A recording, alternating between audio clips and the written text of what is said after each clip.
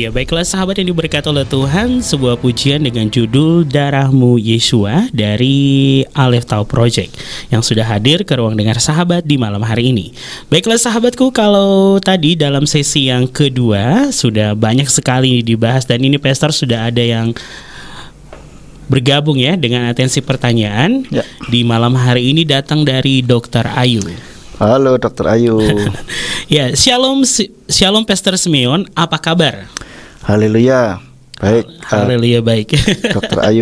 Ayu gimana kabarnya? Selamat pagi. Ya, dia bilang gini, selamat pagi dari Toronto. Apa kabar dan selamat malam untuk Kak Rio. Haleluya, luar biasa. Dan pendengar setia sahabat Radio Surya Kebenaran. Langsung saja pada beberapa pertanyaan saya hari ini. Yang pertama, cara ampuh untuk menghadapi pribadi atau orang, ini dalam kurung, teman dan saudara yang suka berbicara menyakiti agar hubungan pertemanan atau persaudaraan tidak rusak. Ya, terima kasih pertanyaannya Dr. Ayu, luar biasa sekali. Cara ampuh menurut saya itu adalah dengan kasih. Ya, ini senjata ampuh untuk kita bisa maksudnya membuat orang ini tidak lagi menyakiti seperti itu. Itu karena dengan kasih. Karena kasih ini powerful sekali. Karena firman Tuhan katakan demikianlah tinggal ketiga hal ini, yaitu apa? Iman, pengharapan dan kasih. Dan yang terbesar di antaranya adalah kasih. Kenapa? Karena Tuhan itu adalah kasih. Amin. Ya, jadi kasih ini powerful sekali gitu memang. Dan ada orang yang meneliti itu namanya kok tiba-tiba blank ini. Siapa ya namanya itu yang menulis buku Force and Power itu energi kasih ini sangat tinggi dan itu bisa mengubahkan seseorang gitu.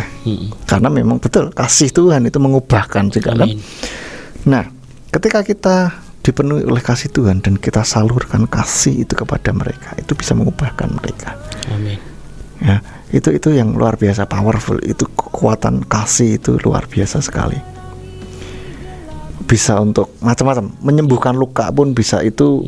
Sudahlah itu hebatlah power kasih itu. Jadi cara ampuh untuk menghadapi pribadi atau orang yang suka bicara menyakiti dengan berikan kasih. Kasih itu. Ini otomatis hubungan pertemanan persaudaraan tidak akan rusak nih. Yes. Tapi ingat, kasih bukan berarti terus kita dia apa-apain ya diem aja gitu kan. Tapi maksudnya gini, kita ada tunjukkan Pak, kasih itu kita benar-benar mengasihi gitu. Kan kayak gini. Kalau ada orang yang berbuat salah, kita kasih tahu dengan kasih. Itu beda dengan kalau kita memberitahunya dengan kebencian, kan lain. Gitu. Sama Kak, orang tua mengasihi sama anaknya mengasihi. Tapi kalau anaknya salah, dimarahin juga, ditegur juga gitu kan. Jadi bukan berarti kalau kasih ini permisif sekali ya. Lalu teman kita apa ya sudah iya, teman kita ngomong asal iya, diam aja, enggak, bukan begitu. Kasih di dalam kasih itu ada ibaratnya Pak ketegasan, ada hal-hal yang yang seperti itu juga gitu. Artinya apa ya, kasih ini kita nih menunjukkan lah dengan intention kita, itu pasti orang terasa sih sebetulnya. Jadi di dalam dunia pikiran bawah sadar itu ada vibrasi. Kalau Dr. Ayu pernah belajar tentang vibrasi, itu juga frekuensi vibrasi itu mempengaruhi seperti itu. Mereka akan bisa terasa ini orang baik ya, ini orang ini loh baik loh. Jadi akhirnya bisa saja orang itu akan nggak tega untuk menyakitin kita gitu. Dan tersentuh dengan kasih kita, akhirnya mereka iya, kenapa ya aku nyakitin. Nah, biasanya orang yang suka menyakiti, bicaranya kasar, bicaranya itu menusuk seperti jarum suntik lagi, jarum jahit ya kan. Itu biasanya di dalam hati mereka itu terluka. Biasanya begitu. Kalau hatinya orang baik-baik saja, perkataannya tidak akan seperti lembut, itu. pasti. Ya seperti tadi ibaratnya sampah ya. Oke. Nah itulah. Nah mungkin ada sampah-sampah di dalam hati mereka, di dalam dirinya. Iya. Sehingga itu keluar juga. Iya. Gitu. Ya kayak kita ibaratnya begini, sampah di dalam rumah. Kalau kita buka pintu rumah, bau pasti, gitu kan? Apalagi kita masuk. Iya betul. Gitu. Jadi kira-kira seperti itu, Dokter Ayu. Baik, terima kasih Pastor sudah menjawab pertanyaan dari Dokter Ayu yang pertama. Ini mungkin masih berkaitan dengan pertanyaan pertama tentang orang yang suka menyakiti. Nah ini yang kedua nih pertanyaan dari dokter, apakah bully termasuk dalam kasus ini dan apa bedanya dengan bully yang dibuat dengan candaan? Ya, bully mungkin Bapak Ibu Saudara yang belum tahu bully, apa itu bully? Bully bukan. Bukan tempat, bully ya. itu adalah apa ya, kalau bahasanya ini ngenyek gitu ya, mengejek. Nah, gitulah ya. Ya, orang yang dengan sering mengejek itu biasanya mungkin di dalam hatinya itu ada satu luka gitu. Nah, bedanya apa bully dengan candaan?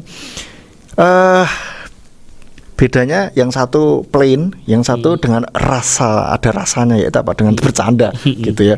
Itu sih menurut saya, Dokter Ayu. Jadi sebetulnya kalau bisa lah ya, kalau bisa bercanda pun jangan bully lah ya.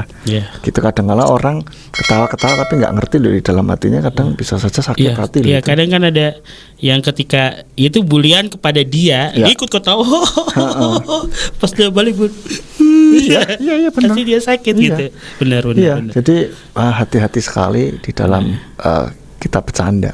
Nah, berarti ini cara ampuhnya juga menghadapi orang yang misalnya kalau ada orang yang suka bully, ini bisa untuk menghadapi mereka tuh caranya gimana nih, Pastor? Ini mungkin bisa dijawab juga nih. Ya, orang yang suka bully itu ya perlu kita kasih tahu juga, jangan dibully gitu. Kamu kalau dibully juga nggak mau kan? Ya kayak gitu. Itu kita ngasih taunya dengan kasih, gitu ya. Kasih lagi nih termasuk nih, betul. Yang penting kita dasari hati kita, intention kita itu adalah kasih. Maka caranya itu nanti akan bisa menyesuaikan sendiri gitu. Yang penting intention kita. Kalau intention kita ada ibaratnya tanda kutip kekotoran atau polusi sedikit saja, itu bisa mempengaruhi juga cara kita gitu. Tapi kalau kita benar-benar tulus, benar-benar mengasihi, itu bisa kok terasa ke orang itu kan. Pasti saya yakin juga Dokter Ayu juga bisa merasakan hal ini. Akan pernah ketemu dengan orang, ini orang kok baik ya. Saya bisa merasakan itu getarannya. Ya oke lah, bahasanya bukan orangnya getaran. Auranya bagus nih. Ya, kadang-kadang seperti itu, betul. Dan juga somehow kita kan bisa entah bagaimana bisa ngerti baik sih, tapi kok kayak ada yang mengganjal ya. Bukan kita tidak benar-benar kayak bisa serak, ya ini dia orang baik gitu. Ya baik sih, tapi kok ada yang, nah bisa saja dia di depan kita baik karena ada maunya. Bisa saja orang itu baik tapi sebenarnya menipu. Bisa saja gitu. Hanya tinggal kepekaan kita saja. Kalau kita peka itu kadang bisa terasa gitu. Saya kadang-kadang bisa terasa, kadang-kadang. Jadi masih perlu diasah gitu. Kalau kita ini dengan kasih, maka akan membuat ini orang juga akan merasa beda lah ya. Gitu. Karena kasih itu mengubahkan. Yes, terima kasih Pastor. Ya, ini pertanyaan kedua sudah dijawab. Ini pertanyaan ketiga lagi nih, karena mungkin tadi mendengar kita berbicara tentang sikap hati ini. Nah, sekarang nih pertanyaan ketiga dari Dokter Ayu, Pastor. Menjaga sikap hati dan ucapan yang sesuai dengan firman itu sejatinya bagaimana agar seseorang yang sudah tahu tentang kebenaran jangan sampai lupa. Karena maaf Pastor, sekelas pastor, gembala sidang gereja, dan pelayan Tuhan juga terkadang ada yang lalai. Ya, namanya manusia itu penuh dengan kelalaian dan kekhilafan. Ya, memang itu. Nah, sejatinya bagaimana menjaga sikap hati dan ucapan sesuai dengan firman Tuhan? Ya, apa saja yang tertulis dalam firman Tuhan, yaitu hendaklah kata-katamu penuh kasih dengan lemah lembut. Nah, seperti itulah. Itu terus sikap hati kita bagaimana? Sikap hati kita ini yaitu dipenuhi dengan kasih, ya. Kasih kita kepada Tuhan itu benar-benar kita internalisasi, kita buat betul-betul itu tidak hanya sampai di otak gitu, tapi betul-betul meresap sampai ke dalam hati. Nah, itu singkatnya sih seperti itu. Jadi apa yang tertulis dalam firman Tuhan ya itulah yang kita lakukan. Maka kenapa kok firman Tuhan bilang renungkanlah firman itu siang dan malam. Nah, itulah supaya terinternalisasi sebetulnya gitu. Jadi supaya tidak lupa ya buat firman itu terinternalisasi. Dan ini juga yang saya tangkap bagaimana Tuhan bilang hendaklah firmanku ada di dalam kamu. Nah, itu ketika firman itu ada di dalam kita. Ya artinya firman itu sudah terinternalisasi dalam kita. Yes. Itu Dr. Ayu. Baik, terima kasih Pastor sudah menjawab pertanyaan yang ketiga. Ini pertanyaan terakhir lagi nih. Ini ada 4 pertanyaannya di malam hari ini. Mungkin yang keempat ini Dr. Ayu sepertinya minta pendapat dari Pastor buat untuk mungkin masukan ya. Dari Pastor buat Dr. Ayu di sini. Saya banyak sekali memberi input positif menjadi tempat konseling pasien dan juga teman-teman bagi teman dunia virtual dan keseharian kerja, saudara dan sahabat. Terkadang masalah yang saya hadapi adalah pemecahan kasus mereka. Karena di sisi lain saya belum pernah mengalami apa yang mereka alami dan ada yang sudah saya alami pribadi dan bisa memberikan solusi. Saya pernah pada posisi sok tahu dan ternyata bekerja baik untuk mereka, padahal saya menjawab dengan meraba-raba. Ada masukan yang baik buat saya Pastor agar dalam memberikan input dan jawaban kepada mereka yang konseling itu bisa membuat mereka bersemangat dan terima apapun jawaban yang saya berikan. Thanks dan Yesus HaMasiah bless us. Ya, Dr. Ayu luar biasa sekali. Tidak semua orang bisa loh Dr. Ayu dengerin orang curhat jadi tempat konseling, itu tidak semua orang bisa. Dan kalau Dr. Ayu sebagai tempat bagi teman-teman Dr. Ayu untuk curhat itu luar biasa, itu karunia dari Tuhan. Jadi tetaplah juga menjaga ini ya, karena orang konseling, orang curhat itu tuh kan mereka ibaratnya buang sampah tanda kutip ke kita. Nah, kita ibaratkan kalau bisa buatlah kita seperti tong sampah bocor, tong sampah bolong gitu. Artinya ketika dia buang sampah ke kita, kitanya merekanya lega, kitanya yang jadi kepikiran gitu. Ada loh teman saya pernah begitu. Itu aku tuh ya kalau diceritain orang ya, ceritain orangnya mungkin lega, mereka pulang sayanya yang kepikiran, kok bisa ya kak gitu ya. Itu nggak boleh. Itu akan menyakiti kondisi jiwa kita, gitu. Melelahkan itu loh sungguhan. Melelahkan kalau kita tidak bisa jadi tanda kutip tong sampah yang bolong. Itu sampah pindah ke kita semua, bahaya itu buat kita. Jadi tidak semua orang yang bisa gitu. Nah, kalau Dr. Ayu jadi tempat curhat berarti Dr. Ayu mempunyai karunia itu. Nah masukannya bagaimana supaya memberikan bisa, input. Ketika memberikan input dan jawaban kepada mereka yang konseling itu bisa membuat mereka bersemangat dan terima apapun jawaban yang diberikan. Ya, terutama untuk membuat mencari jawaban gitu kan. Kita berdoa, minta hikmat sama Tuhan. Jadi sambil dengerin sambil berdoa, Tuhan tolong berikan hikmat buat saya Tuhan, supaya saya bisa jawab ini apa yang harus saya lakukan, gitu, apa yang harus saya katakan gitu. Tuhan berikan hikmat. Nah, itu yang membuat saya sering kali begitu gitu. Orang cerita gitu kan, ya saya dengerin gitu, tapi dalam hati terus Tuhan gimana ini ya, terus ya berikan hikmatmu Tuhan, tolong saya Tuhan gitu. Jadi itu nanti jawabannya ya apa yang kita dapatkan kita bisa sampaikan gitu. Dan kadang-kala tadi Dr. Ayu juga sampaikan bahwa katanya posisi kayak sok tahu gitu ya, hanya meraba, tapi kok terus berhasil juga nih buat mereka. Kadang-kala Dr. Ayu, orang yang mengalami masalah itu mereka tidak bisa berpikir jernih. Makanya ketika curhat, Dokter Ayu kan di luar permasalahan mereka, maka bisa melihat dengan jernih gitu loh. Loh ini loh ternyata kamu lakukan gini aja. Oh iya ya. Nah, kok kenapa nggak ini ya? Nah, karena ketika orang sedang mengalami permasalahan, sedang kalut lah ya istilahnya, itu nggak bisa berpikir jernih. Betul. Dan nggak bisa berpikir jernih ya, tidak tahu bahwa itu ada solusi terbuka lebar di depan mata gitu. Kadang-kadang nggak bisa lihat gitu. Nah sebetulnya Dokter Ayu bukan sok tahu, karena Dokter Ayu melihat dengan objektif di luar dari permasalahan mereka gitu. Karena dia tidak ada di dalam masalah. Tidak di dalam masalah. Gitu. Kayak kapal misalkan bocor gitu, di mana ya? Kadang-kadang nggak ngerti, tapi dari luar, ini ada yang nggak benar di sini nih, ya seperti itu. Atau mungkin kalau nyetir mobil, kok bunyi klotok, apa ya klotok ini di mana ya, gitu kan? Nah, tidak bisa terlihat gitu. Nah, ketika dari luar,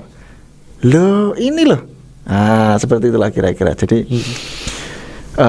Dokter Ayu memang dapat karunia dari Tuhan untuk jadi konselor gitu, selain jadi dokter ya. Dan ini bukan sok tahu Dokter Ayu.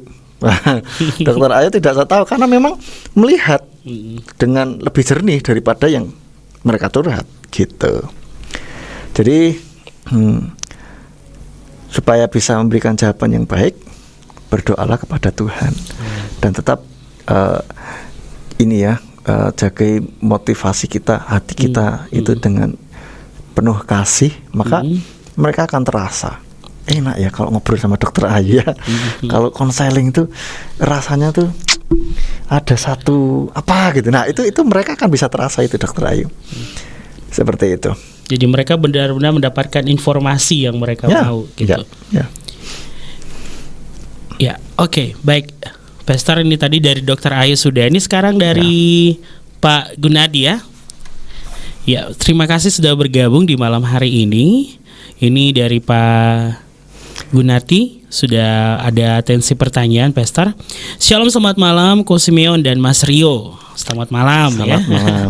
Kiranya dalam kasih karunia dari Bapak Yahweh selalu, amin. Untuk Ko Simeon, dulu pernah ada orang menasihati saya, kalau sedang jengkel atau pikiran sumpek, maka bicara kotor disertai umpatan nih, misu-misu adalah hal terbaik. Hal terbaik untuk menghilangkan pikiran-pikiran negatif dan sampah-sampah pikiran. Apakah benar demikian? Nah, tidak benar. Ya, ini selamat malam Gunardi, ini masih muda. Ya, jadi saya langsung panggil nama saja. Jadi tidak benar, itu siapa yang ngasih tahu itu ya. Jadi gini, kalau sedang pikiran jengkel atau sumpah ya, jangan bicara kotor. Disertai umpatan-umpatan itu malah tidak menghilangkan pikiran negatif, dan sama-sama pikir itu justru mengeluarkan yang ada, maksudnya gini, mengeluarkan perbendaharaan hatinya malah gitu. Betul. Jadi apa yang harus dilakukan? Ya tadi ubah mindset, terus bersyukur, dan juga tadi ubah mindset, terus belajar dari peristiwa yang dialami, bersyukur selalu. Ya. Nah, kalau ada masalah, pengen mengeluarkan unek-unek, banyak caranya. Ini kalau dari sisi psikologi itu memang bisa saja. Pokoknya mengeluarkan umpatan apa segala macam. Tapi kita sebagai anak Tuhan, kita nggak terima cara ini cara nggak bagus gitu loh, nggak bener. Nah, terus piye yang bener? Yang bener ada banyak cara yang lain. Pikiran sumpek ya, pingin nggak sumpek toh? Memuji Tuhan, nyanyi. Yes. Nyanyinya adalah nyanyian rohani, bukan nyanyian rohana, ya toh? Jangan ujian roh halus. terus boleh katarsisnya itu mengeluarkan emosi negatifnya, itu bisa dengan orek gitu. Bisa dengan, kalau ada orang pengen teriak lah. Tapi kalau di rumah nanti tetangga pada datang. Kirain ada sesuatu gitu kan. Oke. Gimana caranya nek mau teriak ya? Ingat teriak saja loh ya, tidak mengumpat loh ya. Oke. Kalau teriak kan gitu aja ya. Kalau ngumpat kan ya ada kata-kata yang bermakna. Atau gini umpat. Teriak gini kata umpat gitu. Nah, itu bisa teriaknya kalau mau teriak ya cari tempat yang inilah lega lah, misalkan naik ke gunung dulu kek, atau masuk ke hutan kalau ada hutan. Pantai juga bisa ya. Pantai bisa, itu tidak ada orang yang ini kamu kenapa gitu kan, nggak ada gitu. Gimana kalau dibawa bantal loh, Pastor? Di bantal bisa juga, tapi kadangkala kurang ini ya, kurang Plong. kurang plong. Oke. Ya kalau itu cukup meredam suara, oke fine gitu. Tapi perhatikan cara yang ini, barusan saya ngomong teriak-teriak ini, jangan dibiasakan. Oke. Karena akan membuat apa ya, kayak terbiasa. Oh, setiap kali ini harus teriak, setiap kali ini harus teriak. Itu akan membuat sebuah pola dan itu tidak baik. Ya. Ya. Maka Nanti kita bisa kayak dicap orang aneh gitu. Oke, betul. jadi apa yang harus dilakukan ketika pikiran sumpek? Memuji Tuhan, menyanyi bagi Tuhan. Ingat, nyanyian-nyanyian rohani, bukan nyanyian rohana. Kalau nyanyian rohana tambah sedih, tambah sumpek itu suasana hati. Gitu. Memuji Tuhan. Makanya biasakan yuk kita memuji Tuhan. Nyanyinya adalah nyanyian rohani di dalam hidup kita. Yes. Dan setelah itu bersyukurlah. Pasti akan pikiran nggak akan sumpek lagi. Bersyukur. Ini namanya terapi bersyukur. Amin. Ya, banyak loh orang bingung. Ayo kita coba bersyukur. Syukur untuk apa? Satu saja. Bingung. Syukur untuk apa ya? Mikir dia. Pikirannya kemana gitu. Padahal gampang banget. Banyak. Apa? Bisa mendengar. Ya kan dengar barusan. Ayo bersyukur apa ya? Bisa dengar. Yes. Bisa bernapas, bisa mata bisa buka, bisa mikir, bisa punya pakaian ini, bisa macam-macam gitu. Jadi tidak harus yang spektakuler bombastis tadi gitu kan. Okay. Saya pernah ngetes nih di sebuah kelas anak-anak muda semua nih. Saya bilang ayo, ini kita harus biasakan bersyukur. Saya bilang kalau tidak salah waktu itu ada 30-40 orang kalau tidak salah. Oke, sekarang tolong perhatikan dari depan sampai belakang. Yang paling tidak enak yang belakang. Tolong sebutkan satu hal saja yang bisa kamu syukuri sekarang. Tolong yang lain ingat-ingat jawabannya masing-masing. Dengerin jawaban temenmu, sama nggak dengan punyamu. Kalau sama bilang, Pak itu tadi saya sudah sampaikan. Kayak gitu. Harus didengar dan tidak boleh sama. Oh lancar, 10 orang pertama lancar. Mulai belasan, mulai bingung dia. Apa ya? Nah itulah. Karena Pak kita jarang bersyukur gitu. Kalau ini terapi bersyukur biasa, kita sudah terbiasa bersyukur, maka nggak akan pusing, nggak akan bingung. Betul. Gitu loh. Dari hal yang terlihat maupun tidak terlihat kita bisa ngomong apa untuk bersyukur untuk apa macam-macam. Gitu. Jadi ini Gunardi yang bisa saya sampaikan bahwa kalau sedang jengkel, pikiran sumpek, memuji Tuhan dan bersyukurlah. Itu. Oke, ya, jangan misuh-misuh ya. Jangan misuh-misuh. Haleluya. Ya, Pastor, itu sudah ada dua penanya. Maaf, dengan pertanyaan yang banyak juga di malam hari ini. Dan karena waktu kita juga sudah mau selesai, mungkin kita langsung masuk kepada closing di malam hari ini ya. Dalam materi yang terakhir, silakan Pastor. Ya, terima kasih untuk pertanyaannya dari Dr. Ayu dan Gunardi. Nah, saya mau kasih yang terakhir. Tadi janji saya kan mau ngomong tentang apa yang terjadi ketika orang merespon melampiaskan kekesalannya. Nah, tadi saya sudah sempat singgung bahwa kalau biasa melampiaskan terus mereka itu kan jadi pola. Yeah. Ya, jadi hati-hati dalam melampiaskan. Apa enggak boleh? Boleh dilampiaskan, tapi hanya dengan cara yang bijaksana. Oke. Ya. Lalu memendam kekesalannya itu akan membuat orang ada emosi negatif di situ dan itu bisa merusak. Di mana emosi negatif itu bercokol, maka itu akan merusak tubuhnya, gitu. Dan selanjutnya membiarkan atau jadi unfinished business itu akan juga membuat masalah juga di dalam jiwanya gitu. Itu yang tidak baik. Jadi kalau ada masalah harus diselesaikan gitu ya. Kalau ada kekesalan ya harus diselesaikan. Artinya kita apakah bisa menerimanya dengan ucapan syukur, dengan ini yang penting jangan ditinggal begitu aja ya. Ya kita juga kalau misalkan aduh saya enggak pusing, maksudnya enggak kuat untuk mikirin. Ya jangan terus dipikirin diri sendiri terus gitu. Jangan dipikirin oleh diri sendiri terus gitu. Ya sampaikan kepada Tuhan. Kita punya Tuhan yang hidup kok. Gitu kan? Dan Tuhan sudah menyediakan diri untuk dicurhati, menyediakan diri untuk kita datang kepadanya. Jadi dikatakan marilah kepadaku semua yang berlelah dan berbeban berat, maka aku akan memberikan apa? Kelegaan kepadamu. Jadi ya datanglah kepada Yesua begitu. Dan tadi ada respon yang selanjutnya, memperbaiki, cari solusi. Ini yang baik. Jadi kita harus memperbaiki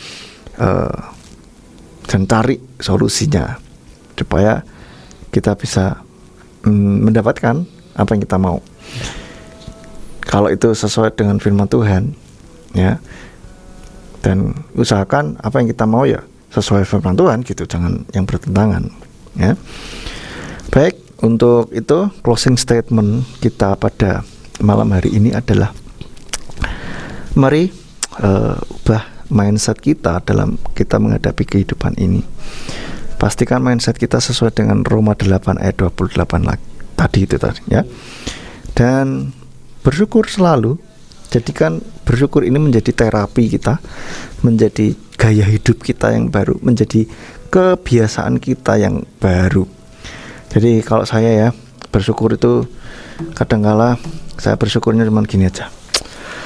Tarik nafas panjang, haleluya, terima kasih Tuhan. Dan saya rasakan betul-betul Tuhan itu luar biasa itu kan. Aduh itu luar biasa lah pokoknya. Amin. Kita lagi makan makanan pas makanannya itu enak, wah kita juga bersyukur.